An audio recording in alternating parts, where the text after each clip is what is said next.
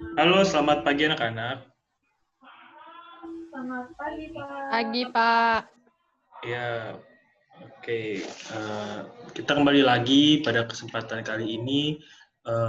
Sebelumnya pada minggu lalu kita membahas topik terkait tentang dasar-dasar pengetahuan tentang drama ya, dari jenis-jenis apa saja ya drama ataupun pengertian drama dari drama secara harfiahnya. Untuk topik kita pada hari ini, kita akan memasuki cerita, tapi kita nggak langsung menghafal ya, cuma Bapak ingin memperkenalkan saja, kurang lebihnya gambarannya seperti apa gitu. Nanti ada dialog juga, Bapak akan menunjuk ya, meminta kalian gitu untuk membacakan dialognya. Uh, Baik, Bapak share screen saja ya.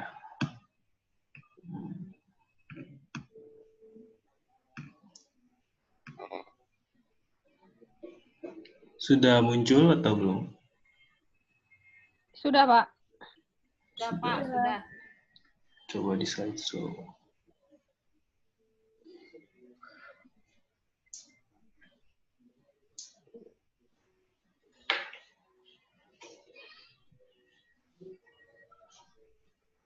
Oke. Untuk topik dari dramanya ini, Bapak mengangkat dari sebuah cerita legenda dari Sumatera Utara yang berjudul Danau Toba. Sebelumnya kalian udah pernah dengar belum tentang cerita ini? Sudah, Pak. Pernah, Pak. Yang kalian ketahui apa saja? Kayak seperti apa gitu gambaran kalian ketika mendengar cerita ini? Ikan mas. Bisa terbentuk kayak Danau Toba.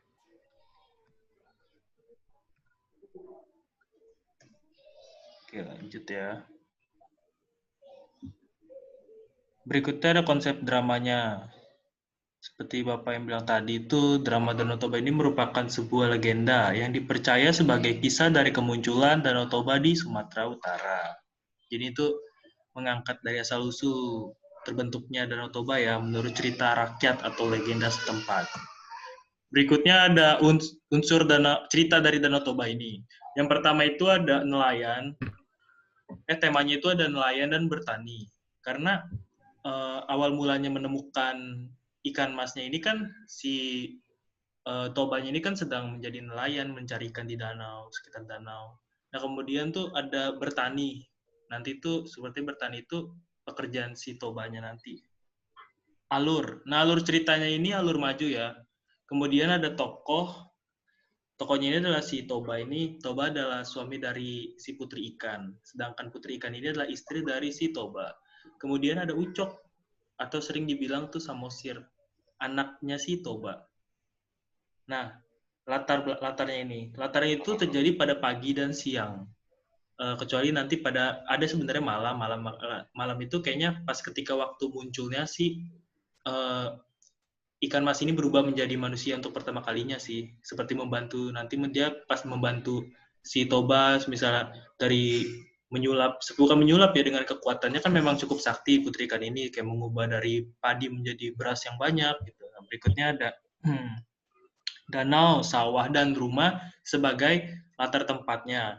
Kemudian ada suasananya nih, suasananya cukup unik, kayak ada bahagia dan sedih. Bahagianya itu di awal, akan tetapi akan menjadi sedih ketika nanti di endingnya.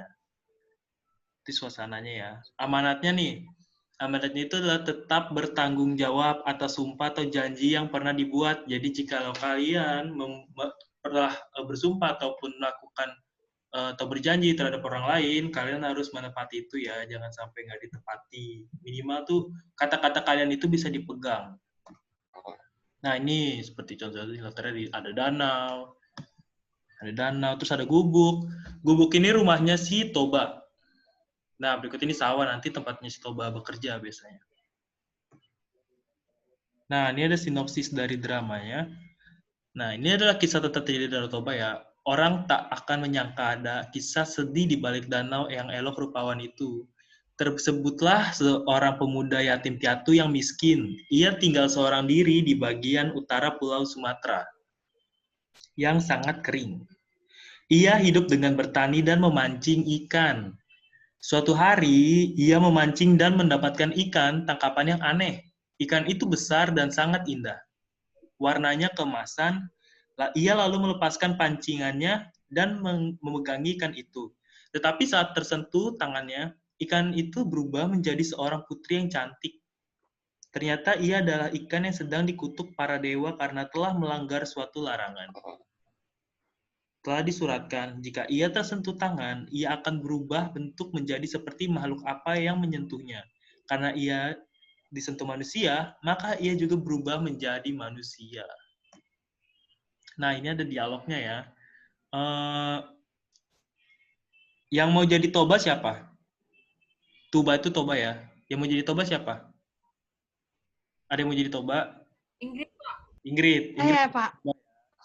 Berikutnya yang jadi Ucoknya siapa? Maria, Pak. Maria ya. Yang mau jadi putri ikannya siapa? Cynthia, Pak. Ya, berarti oke ya. Bacanya mulai dari sini ya. Bapak bacain iniannya. Kalian bacain yang dialognya. Ucok menangis, lalu berlari pergi menemui ibunya di ladang. Putri ikan, Cynthia. Mengapa kau menangis, anakku? Nah, benarkah aku ini adalah seorang anak ikan? Siapa yang berkata padamu, nak?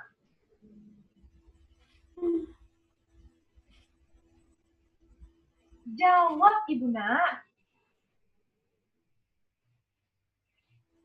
Cok, oi. Maria. Gimana sih Cok nih? Inggris ketawa.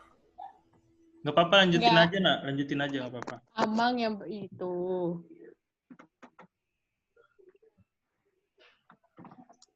Amang yang berkata itu kepadaku, Inang. Amang bilang, aku adalah seorang anak ikan. Lanjut. Makanya aku rakus. Benarkah itu, Inang? Amang bohongkah, Inang?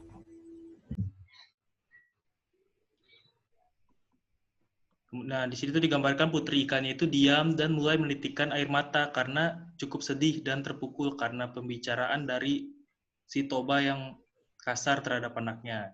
Nah, lanjut, Ucok. Maria, lanjut. Jawab, Jawab Ucok, Inang. Amang hanya berbohong kan, Inang? putri ikan. Iya, Ucok. Amangmu itu benar sekali. Aku adalah anak ikan. Inangmu ini adalah seekor ikan sebelum Inang menikah dengan Amang. Ucok yang mendengar jawaban dari ibunya semakin menangis terseduh-seduh. Ia tak mengira bahwa selama ini dirinya adalah anak ikan. Nah, kurang lebih seperti itu ceritanya. Jadi tuh, oh ya kita ketinggalan nih di awal nih, seharusnya di awal. Mau lagi nggak kayak diulang gitu? Diulang lagi aja ya, baca lagi. Iya, saya belum baca, Pak. Oh iya, maaf ya Ingrid. Ayo kita ulang lagi yuk. Bapak bacain ini aja ya. Ya udah deh, Pak. 5 tahun berlalu sudah. Mereka dikaruniai seorang anak yang lucu dan lincah, bernama Ucok. Namun, anak mereka selalu merasa lapar. Walaupun sudah banyak makanan yang masuk ke dalam mulutnya, ia tak pernah merasa kenyang. Suatu hari, karena begitu laparnya ia menghabiskan semua makanan yang ada di meja, termasuk jatah makanan kedua orang tuanya. Ayahnya pun pulang dari ladang. Ingrid. Bah, lapar kali aku. Enak kali kalau aku makan masakan istriku.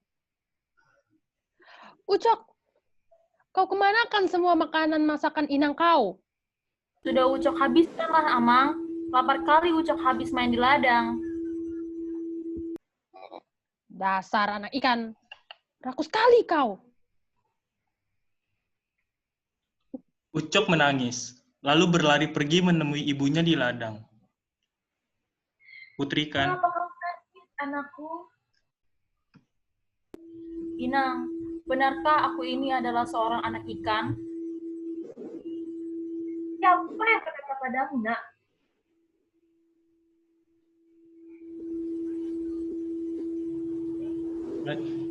Lanjut lagi. Jawab ibu, nak, jawab. Gus. Lanjut, Ucok. Amang yang berkata itu kepadaku, Inang. Amang bilang aku adalah seorang anak ikan, makanya aku rakus. Benarkah itu, Inang? Amang bohongkah, Inang?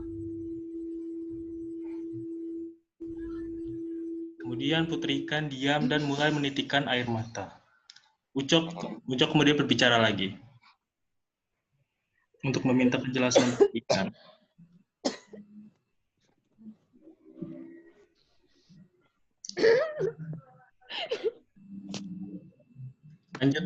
Lanjut Ucok, nggak apa-apa, lanjut aja pelan-pelan. Yuk, bisa yuk.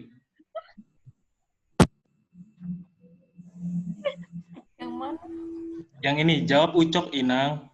Amang hanya berbohong kan itu?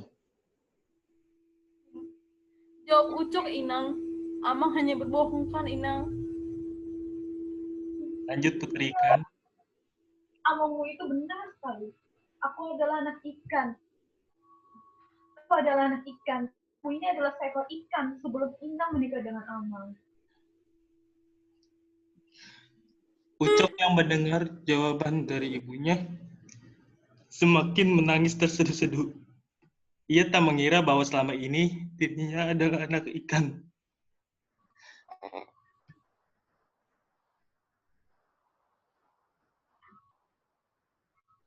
Oke, jadi ini ceritanya memang cukup sangat ironis sekali di akhir ya, karena tidak disangka-sangka yang awalnya Toba ini baik terhadap si Putri Ikan. Dia tapi sudah melupakan janjinya. Dia terlena karena emosi yang ada di dalam dirinya, bahwa sampai ia melupakan sumpah atau janji yang pernah dikatakan, yang pernah diucapkannya dulu terhadap istrinya. Akibatnya dia melanggar perintah tersebut dan akan terjadilah suatu bencana yang akan menimpa mereka. Nanti bencana apa yang akan menimpa mereka itu nanti kita lihat ketika mendalami drama ini lebih lanjut. Oke, sampai di sini ada yang mau bertanya? Pak, nanti ada ikan beneran. Oh, kalau iya memang sih yang ikannya ini cukup rumit ya, karena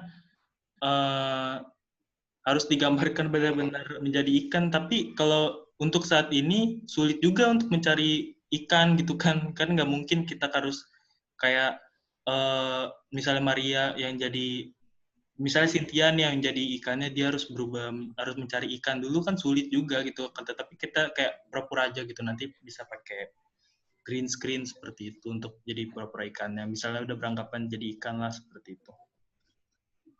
Ada lagi? Kalau untuk latar danaunya pakai apa, Pak? Pakai batik ya, Pak? Kalau latar danaunya itu kita bisa pakai green screen sih, kan kayaknya di Zoom bisa ya. Jadi nanti di belakangnya itu kayak seakan-akan tuh menggambarkan bahwa kita lagi ada di danau gitu kan. Seperti itu nanti kita akalin aja. Kalau misalnya nggak ada ya apa adanya aja gitu, ala kadarnya. Pak, ini dramanya nanti kita nge-zoom. Emang nggak bertatap muka? Kalau untuk bertatap muka sih Bapak inginnya seperti itu ya, biar lebih kelihatan gitu kan, lebih nyata. Cuma kondisi sekarang kan nggak memungkinkan untuk kita melakukan itu kan, karena harus menerapkan protokol kesehatan dan segala macam kan. Bayangin aja kalau misalnya kita lagi drama harus pakai masker gitu kan, sulit juga gitu loh untuk mengungkapkan ekspresinya. Ada lagi?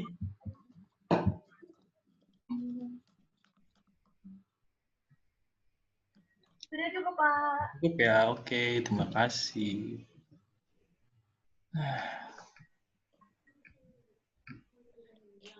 Baik, sampai di sini udah nggak ada lagi pertanyaan, apa ada yang masih mau nanya?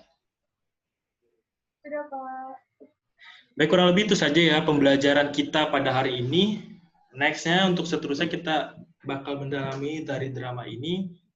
Bapak harap sih kita lebih serius lagi ya, mungkin karena masih awal-awal gitu, kita rada sulit untuk serius, tapi lambat laun kita percaya kita pasti bisa untuk menceritakan drama ini dengan benar.